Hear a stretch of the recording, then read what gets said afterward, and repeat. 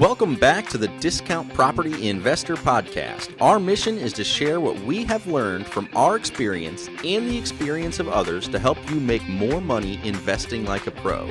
We want to teach you how to create wealth by investing in real estate the Discount Property Investor way. To jumpstart your real estate investing career, visit freewholesalecourse.com, the most complete free course on wholesaling real estate ever. Thanks for tuning in. All right, guys, welcome back to the Discount Property Investor Podcast. Your host, Mike Slane, today. Today, we're talking about something I am very excited about, and it fits in with our book that's coming out. We've got our new book, The Brrrr Method, coming out here. We just sent that off to the publisher, so we're super excited to get that out.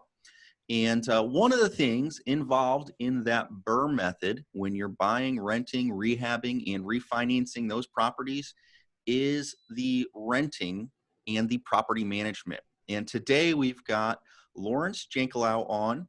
Laurence, how are you doing today? I'm doing well. Thank you so much for having me on. Good, man. Thank you so much for joining me. So Laurence put together a really cool tool that we are playing around with and probably going to implement in our properties if we can. It's called Avail, right? That's correct. Cool. So Laurence, tell me a little bit about yourself and how Avail came about and what it's all about, man. Sure. Yeah, I mean, I started off like most people do, standard career, graduated college. Went on to work at a consulting shop here where I live, which is in Chicago. We would go daily onto client sites and try to help improve their processes and so forth. And I was there for just over 4.5 years, clocking in, clocking out, so to speak. Left, joined Goldman Sachs. I was there for just over 2 years doing data analytics for them. And then just something clicked in me where I realized, you know what, I don't necessarily want to be doing this kind of day-to-day, every single day corporate America thing. So started investing in real estate to try to build up some passive income. I bought my first 3 flat here in Chicago from a friend who I worked with at Goldman. And that kind of opened my eyes into how real estate works and how you can use that to build passive income and try to get off that, the kind of the rat race or the rat wheel, if you will. And, so it's been doing that. Bought a second 3 flat shortly after. I was still working at Goldman at the time, trying to manage the 6 units and work full time. And my buddy was doing the same thing, and we would just go back and forth, sharing Excel spreadsheets with each other for our rent rolls or for our rental applications. We would make a rental application in Excel and merge the cells together, paint them a color, print it out, and you'd hand it to a tenant and be like, fill this out. And something about it just didn't feel professional. It was taking a lot more time than we wanted to do, and we had these full-time jobs. So we went out looking for software to help automate kind of all of the painful parts of being a landlord, including finding tenants and trying to publish a listing to Craigslist or something like that every single day to get it to the top, or where do you get a credit report and how do you fill out rental applications. All those tedious things were taking more time and were great, and there was no software available to us to help us. Awesome. Sorry, go on. I was just going to say, it seems like a lot of landlords, that's where we're at. That's where we're stuck, is dealing with a bunch of Excel spreadsheets and, our hodgepodge or our lease that we put together over so many years and just keep editing. And then at the end of the year, we've got all these different documents and all these different receipts and our bank records that we then have to, bring to our accountants. And it's just, it can be a mess. Trying to figure out who's paid rent this month, who hasn't, who do you need to be calling, all that stuff. Can really be a challenge when you get, even 6 properties, right? Or 6 units as you had over there. You've got a lot to keep track of when you're working full time, right? Yeah, absolutely. And Excel's a wonderful tool. You can do anything. But it doesn't mean you should. And so that's when we started realizing, look, there's probably better ways to do it. Other landlords probably need access to this too. So we ended up quitting our jobs and set out to build software that would be designed specifically for the do-it-yourself landlord. Initially focused for landlords who have 1 unit, but now we've kind of grown that to really focus on landlords between 1 and 50 units. So still the smaller landlord. And so we got started on that. That's We got perfect, started. though. That's really where I feel like there's a huge gap for individual investors, because some of the big guys, you got like Buildium and the likes of those are really tailored to property managers or professional property managers who are managing multiple portfolios. So 1 to 50 units is great. When do you recommend somebody start looking at playing around with Avail and using Avail as a tool in their tool belt? I mean, is it the one property or two properties, or should that even be a consideration before you get to 5 or 6? Yeah, I mean, the sooner the better. I would even recommend trying to figure out what tool you're going to use before you buy that first property. Real estate is interesting. You're hoping to go into it. You're hoping that you're not having to spend a lot of time managing it. And the best way to do that is by making sure you have a process and some automation. And if you Hmm. know what that is going into it, then great.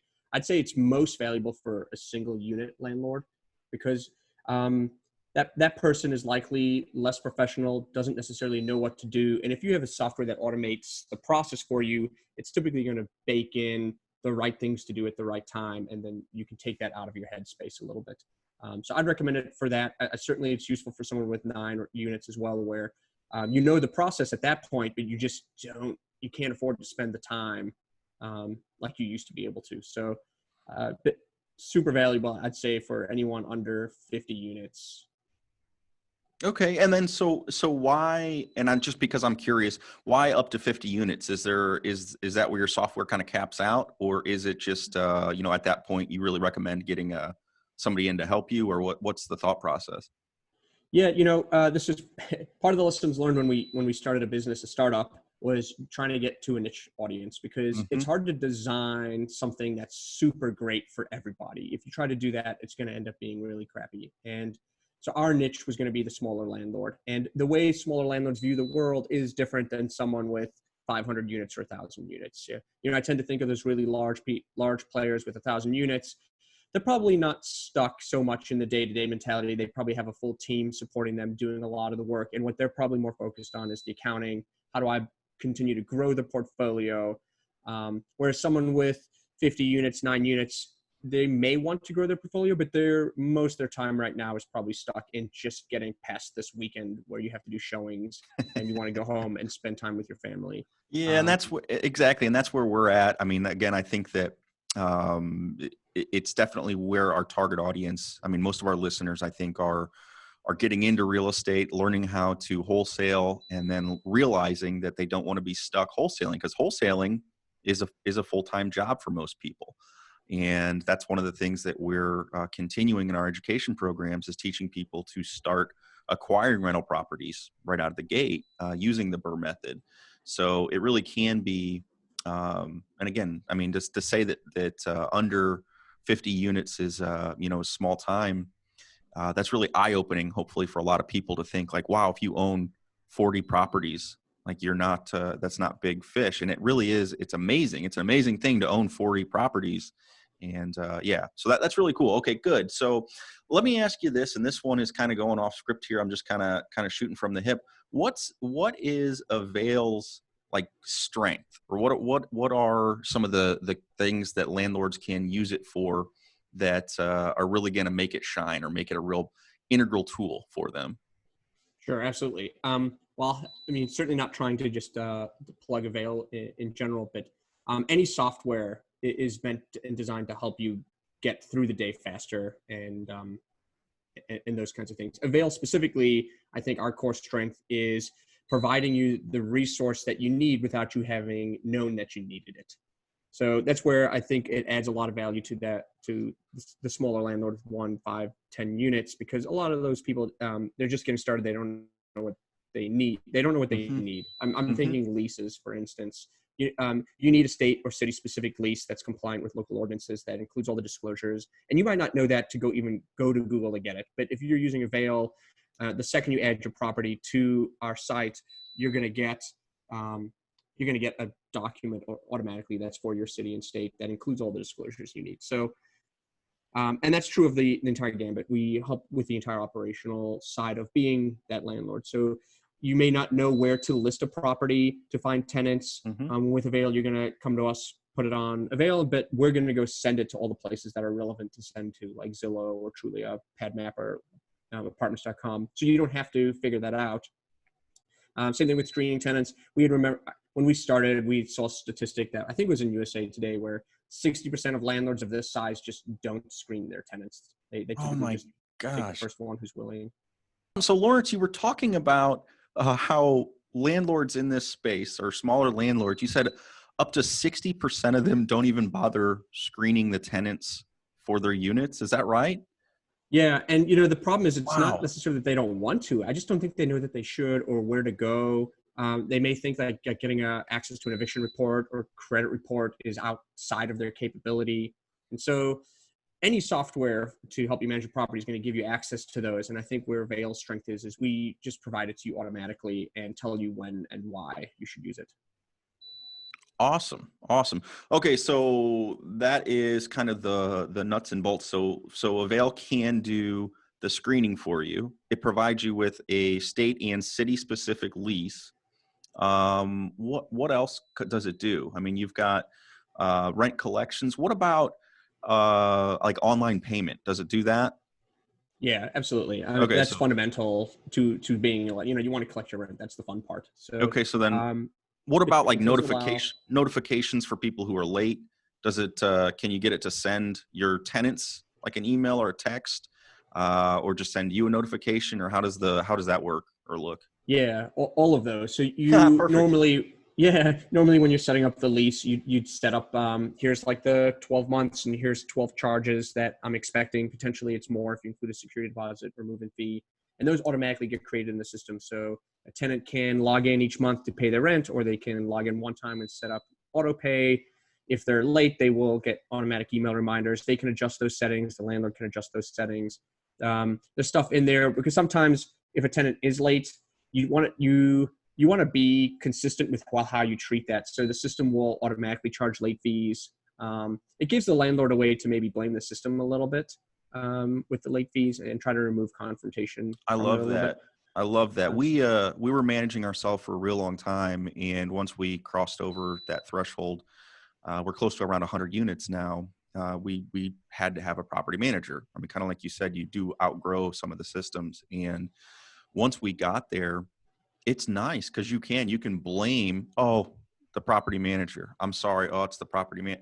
And they blame us. Oh, I'm sorry. It's the owner. So being able to blame the system is pretty nice too. Be like, I'm sorry. It's just, yeah, it's already set up and it's from the lease. We have to do it that way. So yeah, that's nice. part of it is also a legal requirement too. So if you have more than one tenant, you really have to treat them all equally and fairly. Otherwise, you get fair housing violations. So if a tenant is late and you try to negotiate something there and you don't do it with a different tenant, then you could be setting yourself up for some sort of violation or lawsuit. So if you have a system like this that's automated, it helps you keep in line and consistent. That's a great point, man. It's a really great point. Okay, so what else does Avail offer for people? We've got one of my biggest headaches, I would say, with our properties is maintenance requests. What about maintenance or tickets or tracking or stuff like that? And how can Avail help us? Yeah, to be fair, that's where we're the lightest probably. Now Okay. we have a maintenance portal. Tenants will log in, submit maintenance tickets. Helps with the transparency. Helps keep them organized for the landlord. But we don't. What we're missing in that area is then providing a resource to come and handle the maintenance, so the actual the fixing of whatever issue it is. I think that's where we're headed next with our software. Is how Well, do you do a matchmaking with a yeah, contractor or your existing one? Lawrence, I was gonna say, man, I feel like that would be a huge service and a huge new obstacle for you guys to even try to provide. I would almost, wow, I would almost recommend staying away from that one in just your software world. I mean, getting into the people world is where you're going to really, oof, that would be an awesome tool. But my gosh, man, I feel like there's other Yeah, programs out there. Maybe integrate with somebody else who's doing it. yeah, absolutely. There's a lot of different paths you could take for something like that, and we constantly think about it. I don't think we are going to hire contractors and maintenance people to fulfill those Right, orders. right. We would probably integrate. We'd probably integrate with something like Handy or SMS Assist or someone Yeah, see, that would be all. who That'd be does awesome. that's their business. Yeah. Yeah, that'd be very cool. But again, I mean, just the fact that there's a portal for the tenants, though, it sounds like they log in, they can put in their maintenance issue, means you're probably not getting the phone call in the middle of the night, right? So, I mean, hopefully Yeah. they're gonna centralize all that for you. Yeah. Although to be fair, now that I've been a landlord for 7, 8 years, I actually have never once received a 3 a.m. phone call. I know everyone's always scared to get into landlord. Like if you don't have any units, you always like the common excuse is, oh, I don't want to deal with toilet problems at 3 a.m. But I personally never had a 3 a.m. And I think it's because my tenants are just asleep at that Yeah, time. well, and that's it. So it's tenants, toilets, and taxes, right? Those are the three Yeah. the three problems that you want to avoid. And the toilet, that 3 a.m. phone call, that is the one thing that deters a lot of people. And they aren't very common. They really aren't, but they do happen. I mean, again, there are emergencies. We've had fires. One of our units has gone up. We've had stuff like that. It does happen, but they're not that frequent. So don't let Yeah. that scare you. And one of these things can even slow it down even more. Like because Laurence, like you said, you were working a day job. So a 3 a.m. phone call, yeah, that's annoying when you're asleep, but when you're working, you can't necessarily deal with the tenants. So that's a Yeah, whole. that's actually the probably the first point I've heard is it's actually worse if it's during the day because 3 a.m. I have no obligation. I can just get up, go handle issue, and then go back to bed. But if it's in the middle of the day while I have my full-time job, it's not like I can just go to my boss and say I'm leaving for the afternoon to go fix this. It wouldn't be fair to my employer. So I think maintenance during the day is probably a harder thing to handle. The way I do those things now with my tenants is I'll usually let them organize someone to come and fix the issue and then just pay for it or reimburse them and do it that way. And I leverage my tenants a lot. They're the ones who can be home or are home. So I try to work with them more directly in those situations. Awesome. Yeah, no, I think that's really important to keep that in mind. The tenants, if you've got good ones and they're trained to just kind of let you know, hey, this broke and I got it fixed and here's this. I mean, that really does take care of 90% of the problem there. So yeah, there's a level of trust you have to have with them, which is part of the, how do you find them and screen them? Are you doing a good enough job so you can have that trust? Certainly is a requirement. cool. Well, let's talk a little bit about screening again then, since you bring it up. So what do you do besides a credit check and meeting them at the property and showing it to them? I mean, what's your Yeah. screening process look like? Yeah, so a good screening process for anyone, even if it's outside of software. Now we do all of these. It's just the process is the process, whether you use the software or not. Good process is to, you want to start with where you're listing your property. You want to get pretty spread out, try to reach the most number of people. In general, I don't list to Craigslist anymore. It just tends to be kind of a waste of my time because there's so many fake profiles on there. I find that people are less qualified and so forth, but I'll otherwise spread it across Zillow, Trulia, PadMapper, Lovely, and try to get a reach. Avail does that automatically. So with one of the units I'm listing now, I just listed it 3 days ago and I've already got 20 leads. Oof. So which is too many, honestly. Yeah. And so your next step there is once you've got a lot, you want to try to narrow that down to the people who are serious first. And so what I'll do is ask some pre-screening questions. And I'll do that through our system. So you just type in some questions. We have some pre-canned ones if you don't know what to ask. And I'll typically have them confirm that who's living it, is it them, and the names of other people. I'll have them acknowledge that there will be a full rental application, credit check and criminal check down the road. I'll ask them about their pets. I'll ask them why they're moving, what their move date is. Oftentimes it's the wrong move date and that's not a match. So you start with those pre-screening questions that might take you from 20 people to 10. And then for those remaining 10, you send them a rental application to fill out, which would include rental histories, employment history, income verification, and some other things. And maybe like 4 out of the 10 end up filling that out typically. And from those 4, they'd complete that. They'd then authorize the credit check, background check. Those all get returned instantly in our system. I'd see those, and then I'd take the best one or the first that came and ask them if they want to move forward with the lease. They often do. And so that's really kind of the soup to nuts of that process. Okay, and so where in that do you show the property, though? Do you require people to fill out your application prior to even showing the unit in person? Yeah, sorry. No, I blanked on telling you about that Oh, no, step. you're So fine. I normally, was just wanted to clarify. Yeah. Yeah, for most landlords. Now this is where showing the properties outside of the system normally. So this Sure. is where a landlord can kind of choose what they want to do. We have some landlords who require an application first. I don't normally recommend that. I like to do the showings before I have them do the application. I think it's a little more fair. It does take up more of my time. So I'll do the pre-screening questions to make sure they're serious. And then I'll have them schedule a showing. And the way I do that now is I've got a block of available times that they can pick, and that's through Avail, and they pick what time they want to come, and then we'll meet at that time, and I'll do the walkthrough with them. And honestly, the showing is a huge opportunity to screen, because especially if you're going to want to build that trust and leverage the tenant to help with organizing maintenance stuff, you really want to focus in that showing on, is this person trustworthy? Did they show up on time? Were they courteous? Were they respectful? And that gives you kind of the sense of, okay, down the road when there are maintenance things, can I trust them to help handle it? Excellent. Yeah, I think that's a huge part of it that people often forget. I mean, this is a people business. So when you are meeting your potential tenant or tenants at the property, you are screening them right there. And that's a huge part of it. You can't do everything online. You can't trust all of that stuff online. Those are just tools to help you. It really is about that connection and what your impression of that individual or individuals. I mean, you're the human here at the end of the day, figuring out what's the right thing. One of my favorite tips, and I got this from our current property manager, for screening individuals, and this is actually in our little book, the Brrrr Method too, is look at the people's car when they pull up, and how someone treats their vehicle is very often how they're going to treat your stuff. So again, if somebody looks like they've never cleaned their car, there's fast food wrappers everywhere. I mean, that's a pretty good indication of how they're going to treat the property as well.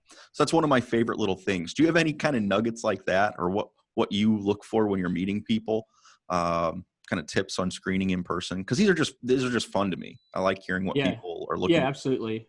We actually wrote an article, something called like the 7 red flags to watch out for when doing a showing. And I wish I remembered all 7, because it was one of the first pieces we wrote back in 2013. Yeah.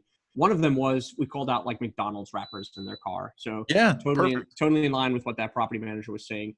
Another one that I look for is around shoes. Not like, are their shoes nice or anything, but when they enter the unit, do they ask, should I take my shoes off?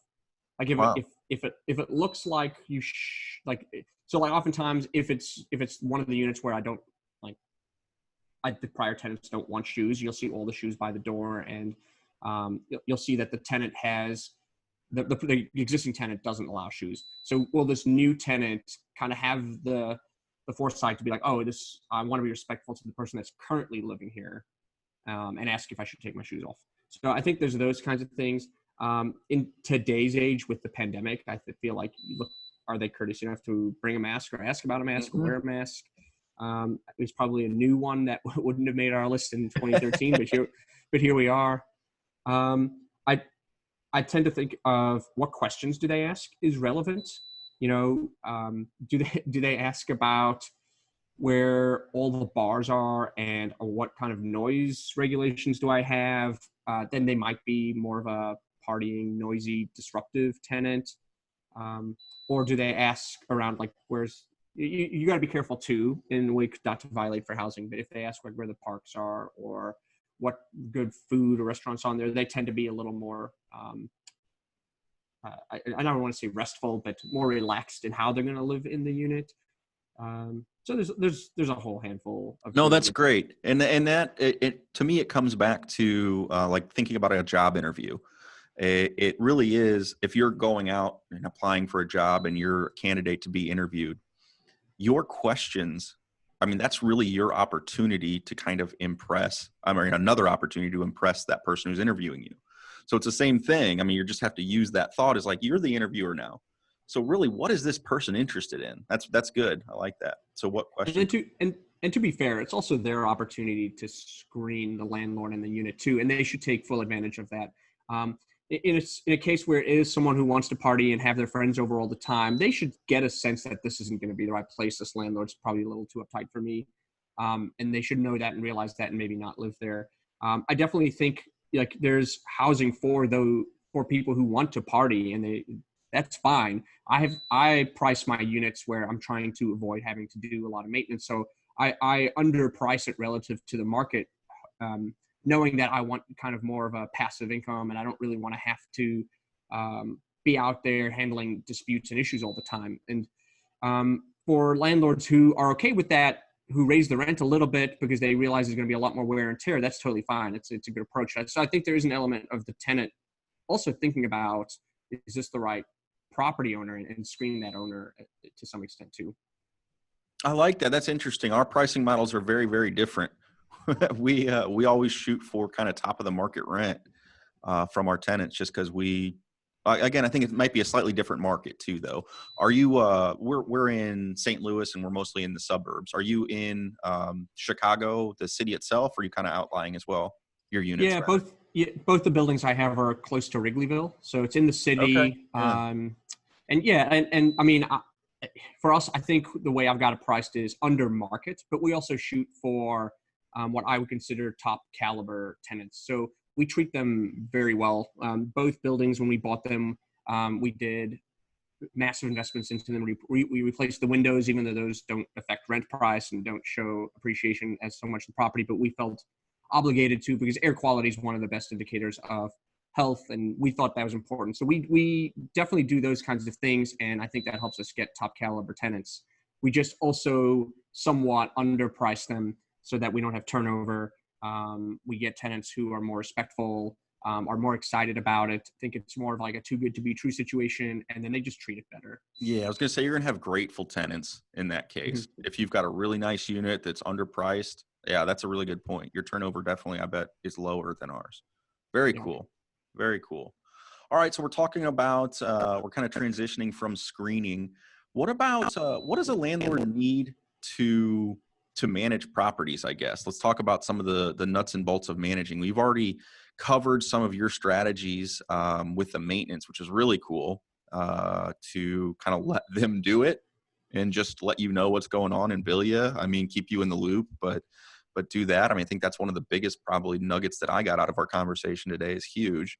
What else are you doing, or what kind of other tips do you have for a rental Yeah. investor? So, yeah, I mean, for the management side of it, Yeah. you've got collecting the rent, and you've got maintenance, and then you've got kind of the taxes, as you mentioned earlier. Mm-hmm. So if I think about each of those, with the rent, if you've done your screening, rent's going to be easy. There will be times where a tenant may face hardships.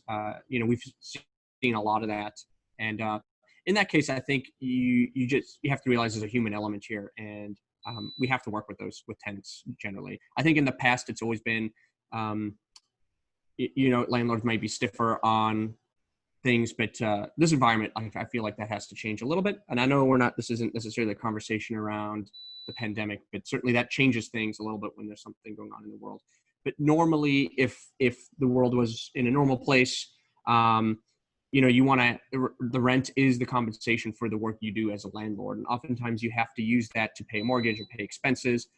Expenses can be 40, 50% of the rent, and the mortgage another 30, 40%. So landlords don't make that much money on the property in general. So it's important to get that rent, get it on time, and pay off the expenses and treat the property and keep it up to speed. So when you get to the maintenance, I think the big thing there is being active on maintenance and encouraging tenants to, in my opinion, submit maintenance, because oftentimes what will happen is if tenants don't submit small issues, those tend to grow. So I think of like leaking, a small leak in a pipe. A tenant may not submit a maintenance request for that.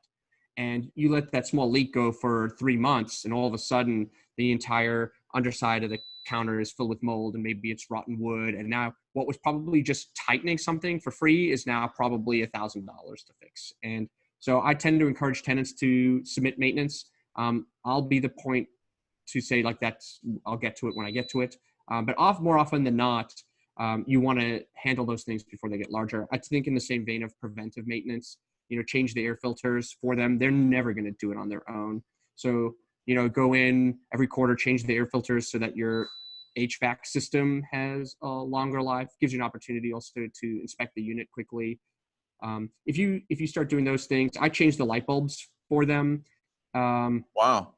Yeah. I mean, in the way I do it is I'll try to put like those 15-year LED bulbs in. So you do it once while you own the property. I just don't, some of the light bulbs like I think are high, and I don't want to get sued if they're trying to change one and they fall, and then they're like, oh, my landlord was negligent. He should have known that these are more than 6 feet off the ground or something like that. And so there's all sorts of preventive maintenance that I think you can do that in the short term, it looks like you're spending a lot, but in the long term, save you a ton of time and money. And I think when you do those things, the tenants, again, don't have turnover. Yeah, no, I think you're right. And I think one of the things that I don't see many landlords do is go and change the furnace filters or the air filters. And we're very guilty of that. We do leave it up to the tenants, but we get clobbered every year when the systems kick over to the air conditioning.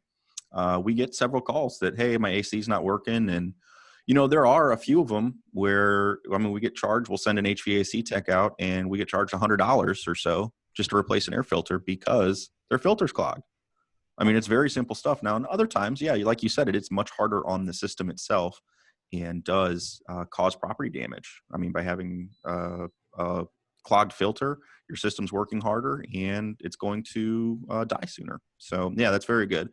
It's not super fun stuff to think about, but man, it really does pay off in the long term. And I'd say another one here, we're both in the Midwest, is make sure your gutters aren't clogged. That's an easy one. Once a year after the fall, send somebody out there to get those leaves out and make sure your roof and the water is draining away from the property. It's a really good one. So. Yeah, we put some de-icing cables on the roof of both of our buildings because when we first bought it, we had an incident where the snow built up and then it turned to ice, and then that blocked the roof. And then as it started melting, it pooled up, and it caused a mini flood in one of the units. Oh, so yeah, it's terrible.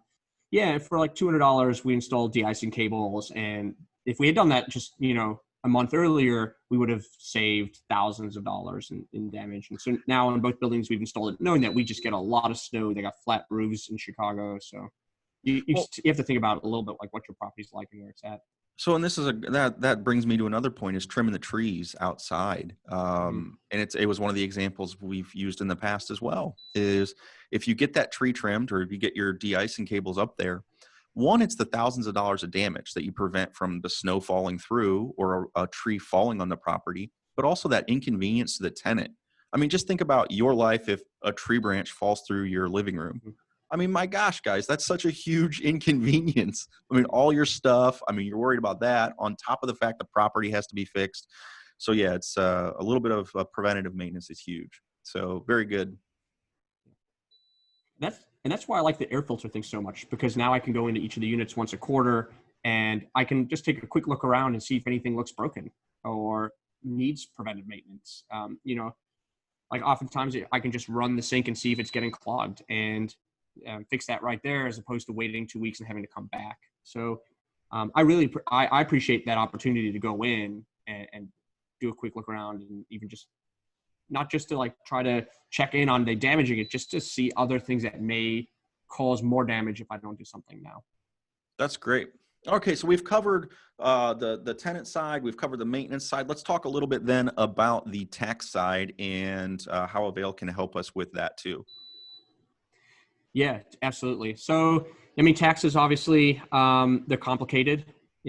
Part of the reason why we all become investors in real estate is for some of the tax shelter that it provides. Although, depending where you're at, that may get eaten away now by some of the limits that have been put on it, and also some of the real estate taxes we have to pay out as well just keep going up. Yeah, it's getting crazy, isn't it?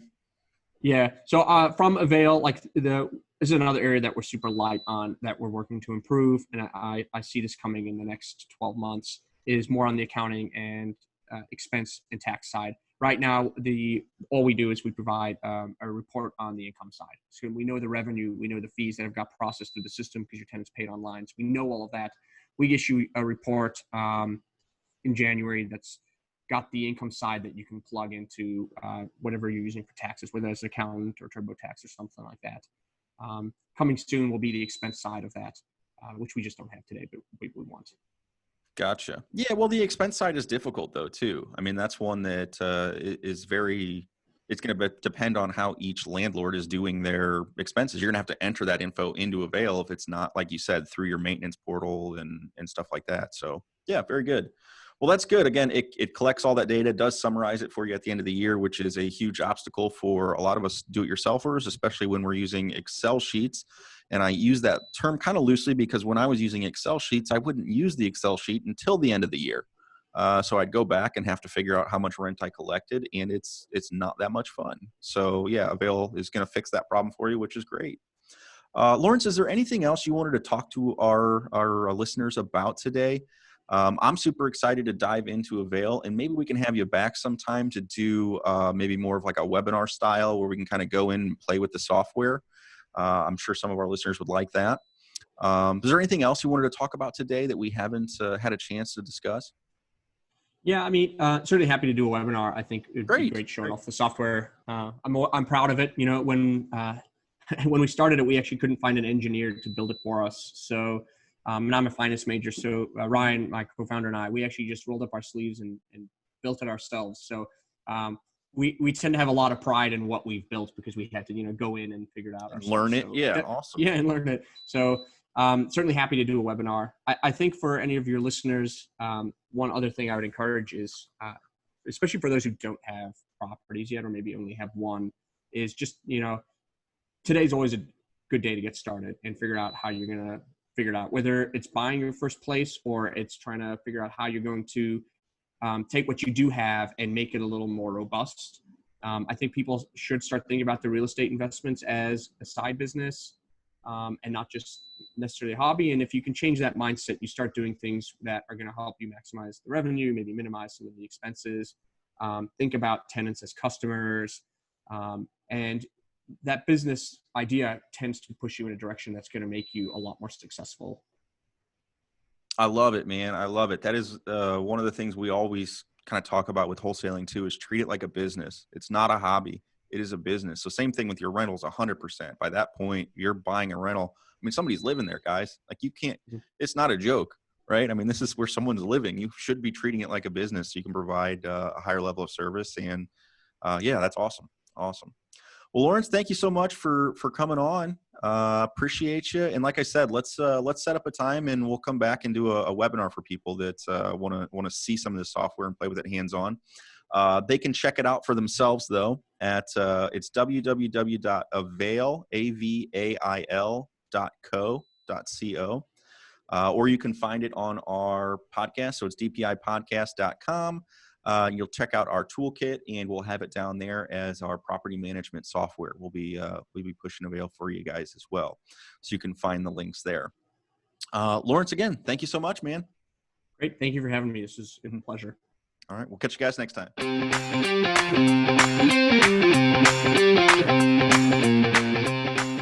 Thanks for listening to the Discount Property Investor Podcast. If you enjoyed this episode, please like, share, and subscribe to help us reach a wider audience. To jumpstart your real estate investing career, please visit freewholesalecourse.com, the most complete free course on wholesaling real estate ever. We would also appreciate it if you left us a review on iTunes or Stitcher. Thank you in advance for your support, and remember, you make your money when you buy, and you get paid when you sell. Now let's go build some wealth.